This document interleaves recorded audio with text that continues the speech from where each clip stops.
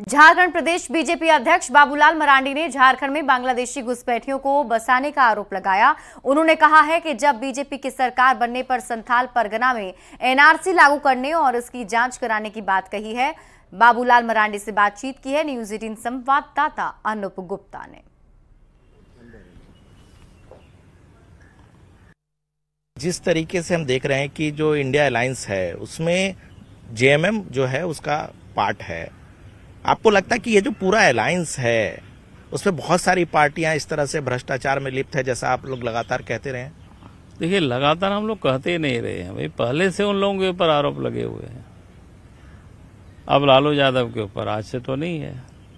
हमें याद है 91-92 में ही उनके ऊपर आरोप लगे थे और जेल गए थे। मुख्यमंत्री पद से उनको रिजाइन देना पड़ा था। उस समय तो कहाँ बीजेपी की सरकार थी। और उसके बाद कई दफा वो जेल आ जा रहे हैं। झारखंड मुक्ति मोर्चा का भी पहले भी शिबू सोरेन के ऊपर कई आरोप लगे हैं करप्शन के, कई को वो जेल गए हुए हैं। सांसद की रिश्वत कांड किसी से छुपा हुआ नहीं है। अब यहाँ जो सरकार है दिल्ली की जो सरकार है केजरीवाल जी की, तो उनके बारे में भी आप सब लोग जान रहे हैं कि पूरी तरह से उनके ऊपर करप्शन के केस है। हाई कोर्ट से सुप्रीम कोर्ट तक, उनके डिप्टी सीएम तक जेल में है।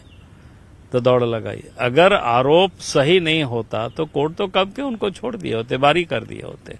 झारखंड में एक और बहुत बड़ा मुद्दा है, वो है कि कई ऐसे डिस्ट्रिक्ट हैं जिस पर अवैध रूप से जो है बांग्लादेशी वहां बस चुके हैं। कहा जा रहा है कि उन जिलों को एक मिनी पाकिस्तान भी बनाने की कोशिश की जा रही है। इस बारे में आप क्या कहेंगे?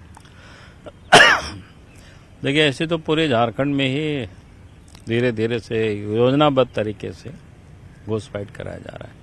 लेकिन मुख्य रूप से जो संथाल परगना का साहेबगंज पाकुड़ है, जो बंगाल की बॉर्डर से सटा हुआ है और बांग्लादेश से भी वो नजदीक है, स्वाभाविक रूप से उस क्षेत्रों में आबादी जो डेमोग्राफी है वो पूरी तरह से बदल गई है।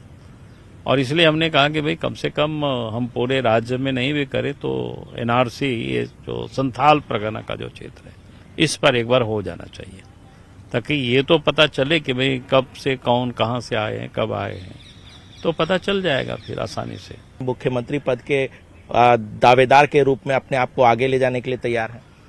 देखिए, पहली बात तो मैं कहूँगा कभी भी हमने अपने लिए कुछ भी नहीं मांगा। हमें जो जिम्मेवारी मिली है, प्रदेश के अध्यक्ष हमें पार्टी बनाई है, तो एक अध्यक्ष के नाते पार्टी को हमें मजबूत करना।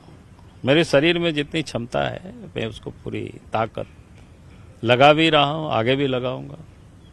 सर, बात करने के लिए धन्यवाद। तो ये थे बाबूलाल मरांडी। कैमरामैन हरीश के साथ अनूप गुप्ता, न्यूज 18 नेटवर्क, दिल्ली।